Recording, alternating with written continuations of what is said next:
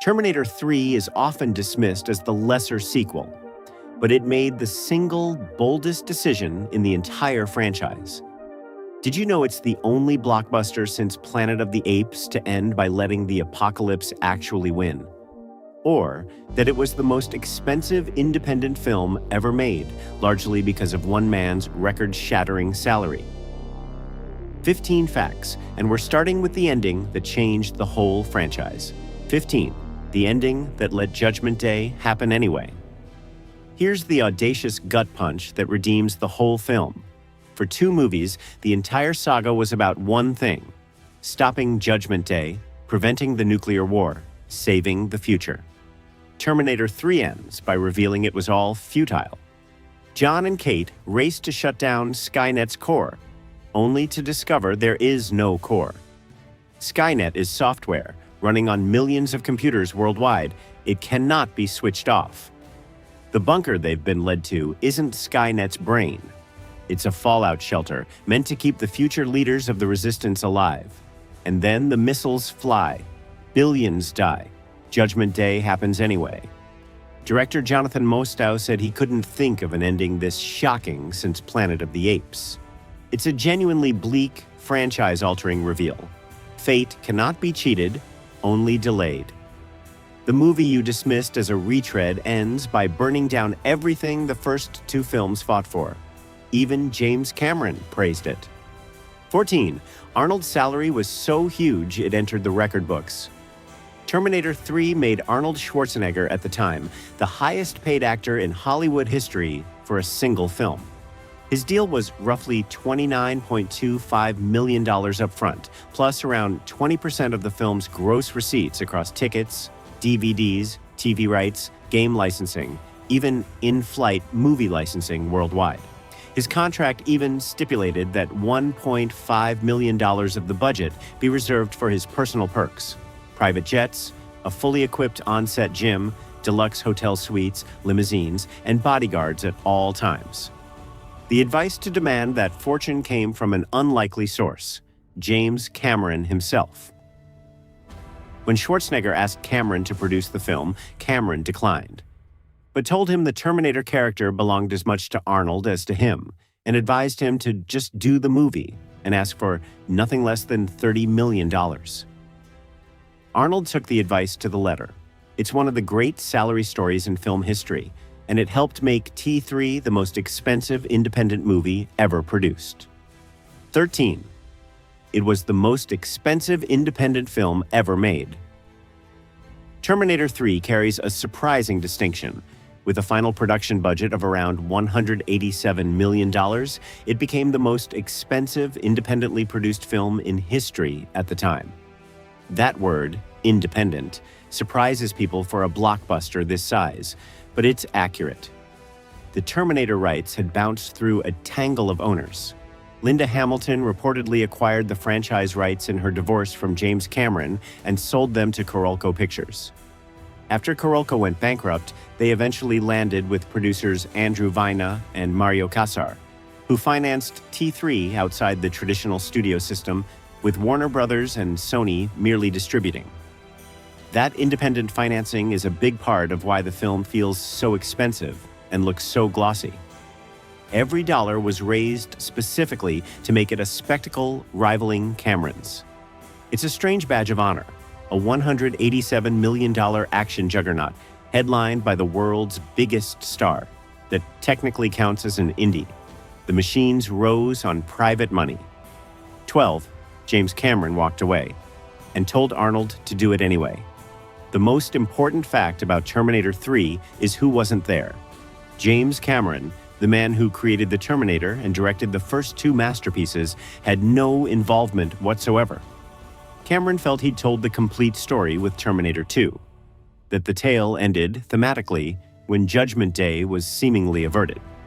Having moved on to win a mountain of Oscars with Titanic, he declined every invitation to return. But Cameron didn't sabotage the film.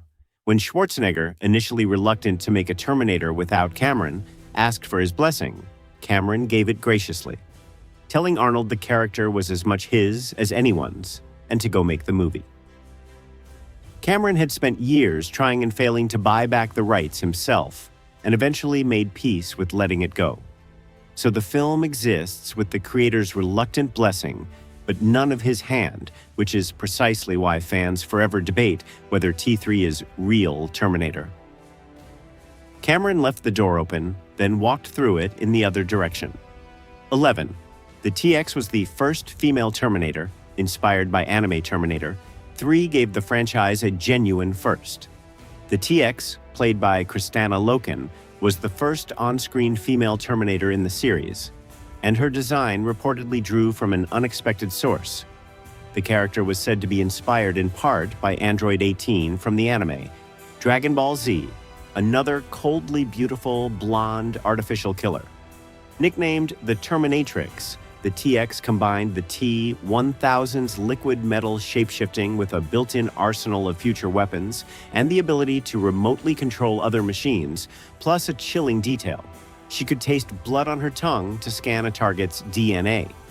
The role attracted serious competition. Vin Diesel, Famke Janssen, Carrie-Anne Moss, Jerry Ryan, and even the wrestler Chyna were all in the mix, and the TX was at one point conceived as male. Loken beat them all. Bringing a fresh menace opposite the iconic T-800 was, by designer John Rosengrant's account, one of the production's single biggest challenges. 10. Sarah Connor was killed off because of a script problem. Linda Hamilton's Sarah Connor, the ferocious heart of the first 2 films, is absent from Terminator 3, dead before the story even begins, and the reason is revealing. Director Jonathan Mostow has explained that the original script was a two-hander built around John and Sarah, with Hamilton intended to return. But in that draft, Sarah's storyline felt perfunctory. A third wheel, in his words. Mostow decided it would be unfair to bring Hamilton back only to sideline her, so he killed the character off before the film opens, revealing she died of leukemia in 1997, still believing she'd stopped Judgment Day. Hamilton, for her part, was reportedly unimpressed with the script and declined to return anyway. It's a poignant off-screen end for one of action cinema's greatest heroines. Dying of ordinary human illness, convinced she'd saved the world, years before the film proves her wrong. The warrior who fought the machines her whole life didn't fall to a Terminator. She fell to cancer. 9. John Connor was recast over Edward Furlong's struggles. The other major recasting stung fans just as much.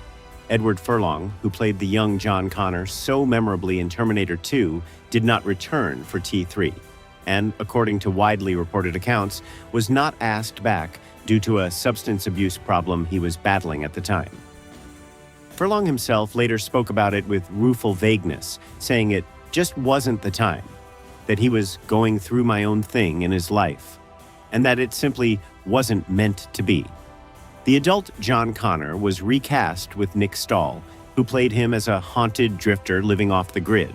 No home, no credit cards, no phone, terrified of a future he can't fully believe in yet can't escape. It's a compassionate detail worth noting.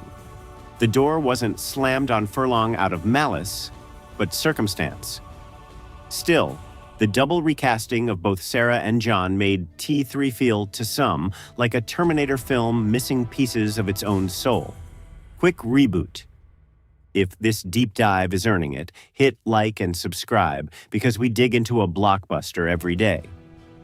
Now, back to the chase, starting with the scene Arnold paid for out of his own pocket. 8. Arnold spent his own money to save a scene. Here's how committed Schwarzenegger was to this film's spectacle. He reached into his own record-breaking paycheck to fund it. When director Jonathan Mostow grew worried the production was running behind schedule and over budget, the movie's centerpiece action sequence, an enormous chase in which a massive construction crane, dragging its wrecking equipment, smashes through buildings and flips vehicles across Los Angeles, was at risk. So Arnold personally put up around $1.4 million of his own salary to ensure the elaborate scene got shot. It's a remarkable gesture and a telling one. Schwarzenegger clearly understood that a Terminator film lives or dies on its set pieces, and he wasn't willing to let the movie's signature action be compromised by a budget shortfall, even if it meant paying for it himself. The result is one of the most destructive practical vehicle chases in early 2000s action cinema. The world's highest paid actor bought his own stunt. 7. Toyota built a real limited edition truck to be destroyed in it. Product placement rarely gets stranger than this.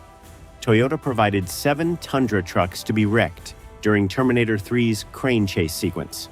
And then, tying the promotion together, actually produced and sold a real limited edition T3 Toyota Tundra to consumers, capitalizing on the movie tie-in.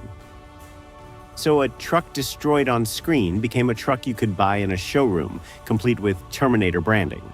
It's a small, gloriously commercial footnote to a hugely commercial film.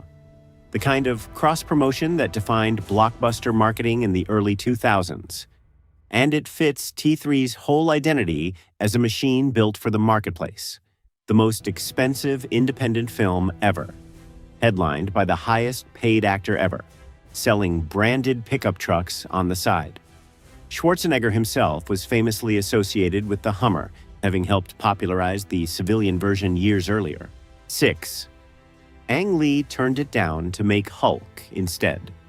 The director's chair went through some fascinating hands before landing on Jonathan Mostow. Most strikingly, Ang Lee, the acclaimed filmmaker who would go on to win multiple Oscars, was offered the chance to direct Terminator 3 and turned it down to make Hulk instead, released the same summer of 2003. Ridley Scott and John McTiernan, both action cinema heavyweights, were also considered for the job after Cameron declined.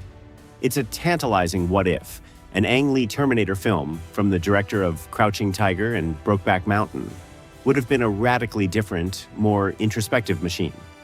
Instead, Lee made Hulk, a divisive, ambitious comic book film, while Mostow, fresh off the thriller's breakdown in U-571, took Terminator.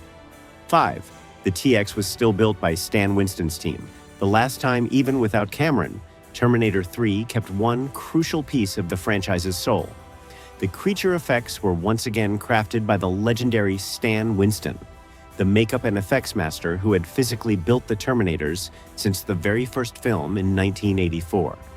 Winston's team, working alongside Industrial Light and Magic, combined miniatures, animatronics, practical effects, and CGI to bring the TX and the battle-damaged T-800 to life, including the film's genuinely impressive exposed endoskeleton makeups. It's a poignant piece of continuity. Stan Winston, who died in 2008, had shaped the visual identity of the Terminator across all 3 of its original films: the metal skull, the glowing red eye, the peeling flesh. Terminator 3 was the last mainline film to fully bear his hands-on touch in that classic era. The blend of old-school practical artistry and cutting-edge digital work is a large part of why T3's effects still hold up, bridging the analog Terminators of the past and the digital ones to come. 4. Its tagline was changed because of the Iraq War Terminator. 3 ran headlong into real-world history, and it flinched. The film's original promotional tagline was, "The War Begins 2003, a natural fit for a movie about the machines launching their apocalyptic war. But 2003 was also the year the United States invaded Iraq, and amid that charged political climate, marketing a blockbuster around the phrase, "The War Begins," suddenly felt tone-deaf and risky. So the tagline was pulled from all promotional material and replaced with the neutral "Coming Soon." It's a small but telling example of how real events reshape movie marketing. The same instinct this channel has seen before, where a film's promotion bends to the anxieties of its moment. A movie literally about the outbreak of a devastating war couldn't advertise itself as being about the outbreak of a war, because a real one was dominating the headlines. The machine's apocalypse had to wait quietly in the wings while an actual conflict played out on the news. 3. It was Arnold's last starring role before Politics Terminator. 3 holds a unique place in Arnold Schwarzenegger's extraordinary career. It was his final starring film role before he became the governor of California.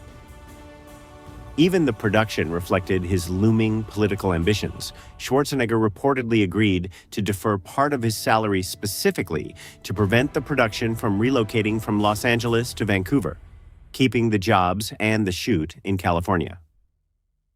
Many observers saw the gesture as an early move in his coming gubernatorial campaign, a public demonstration of his commitment to California's economy. Months after T3's release, Arnold won the 2003 California recall election and traded acting for governing, largely stepping away from leading man roles for years. So Terminator 3 stands as a genuine hinge point in his life. The last time, for a long time, that audiences saw Arnold Schwarzenegger headline a movie before he became a politician. The line, "I'll be back," took on a second, real-world meaning. He'd returned to acting, but only after a detour through Sacramento. 2. It was a hit that critics respected more than fans expected. Despite living in the shadow of 2 beloved classics, Terminator 3 performed well. It opened strongly and grossed over $433 million worldwide, a substantial success that vindicated the enormous gamble of making a Terminator film without Cameron. Critically, it fared better than its reputation suggests. It received generally positive reviews, with many critics praising its relentless pace, its practical action, and especially that audacious ending, even while acknowledging it couldn't match the artistry of T2. Over time, T3's standing has grown more interesting. As the franchise stumbled through later entries, Salvation, Genesis, Dark Fate, many fans and critics began to reassess T3 as the last genuinely successful Terminator film, the final entry before the series lost its way. What once looked like the weak sequel now looks to some like the end of the good era. It's a familiar arc this channel keeps tracing. A film underrated on arrival, quietly reappraised once its successors made its virtues clearer. 1.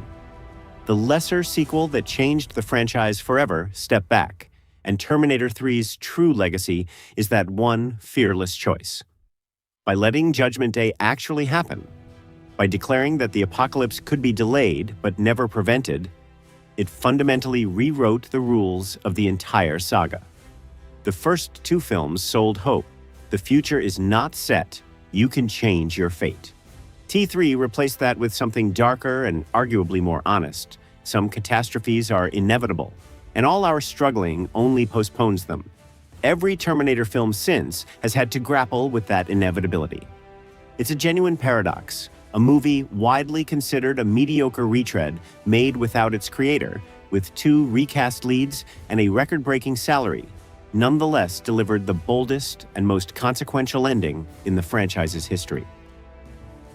T3 proved that even a lesser sequel can leave a permanent mark, not through spectacle, but through the nerve to end on the one image the audience least wanted to see: the bombs falling, exactly as prophesied. Those were 15 facts most fans have never heard about Terminator 3. Which one got you? The apocalypse that finally arrived, or Arnold buying his own crane chase? Transmit your answer to the comments. If this earned it, hit like, subscribe, and send it to the friend who still argues T3 is underrated. Until next time, Judgment Day is inevitable.